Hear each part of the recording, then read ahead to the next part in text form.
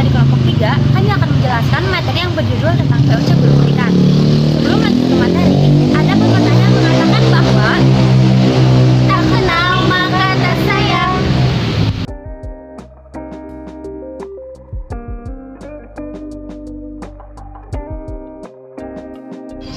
Siapa sih yang nggak tahu VOC?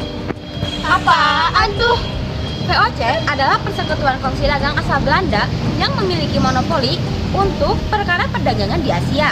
Gubernur Jenderal VOC yang pertama yaitu Pieter Both dengan masa jabatan 1602 sampai 1614. Itulah pengertian singkat dari lahirnya VOC.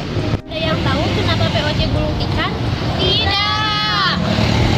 Perjalanan kongsi perdagangan VOC makin lama makin menurun pada tanggal 31 Desember 1799.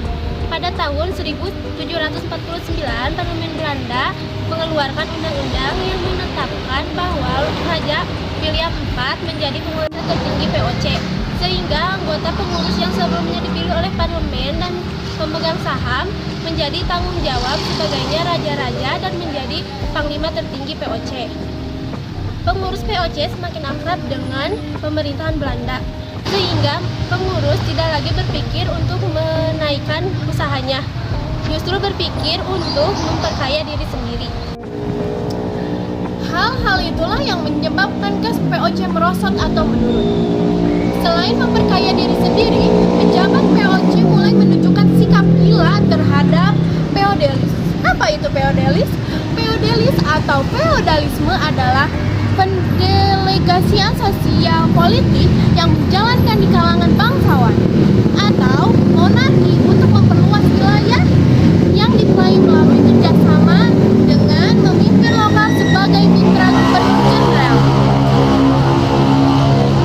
Hedristus bahkan mengeluarkan organisasi yang mengatur secara rinci cara penghormatan yang terhadap gubernur jenderal, kepala Dewan Hindia beserta istri dan anak-anak. Contohnya, semua orang harus turun jika berpapasan dengan penjabat tersebut. Warga keturunan Eropa harus menundukkan kepala dan warga yang bukan Eropa harus menyembahnya, dan kereta yang besar harus menggunakan yang mewah dan hiasan perak dan ditarik oleh 6 ekor kuda. Berikut adalah beberapa pejabat VOC yang melakukan korupsi, yaitu Jenderal Van Horn.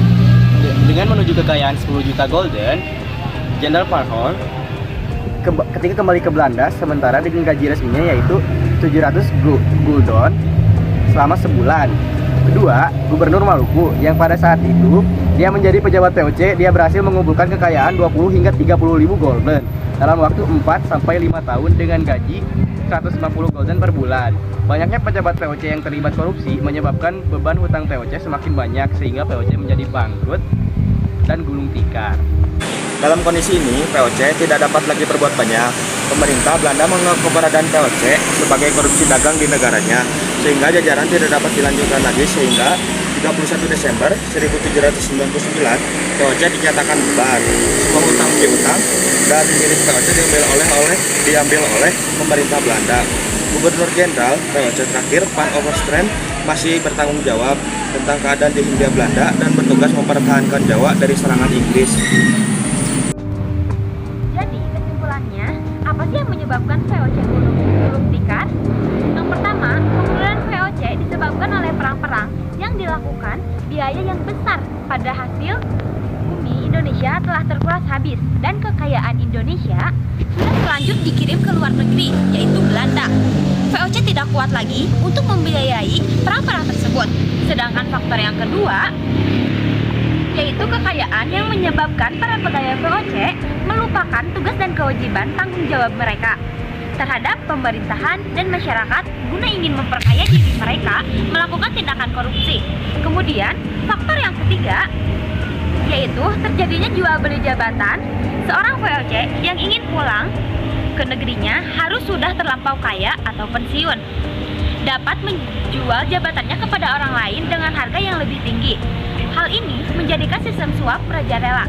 Sedangkan faktor penyebab yang keempat yaitu pada akhir abad ke-18, VOC tidak mampu memerangi perdagangan di Eropa, Inggris, Prancis, Jerman yang dengan leluasa berdagang di Nusantara sebagaimana monopoli VOC hancur.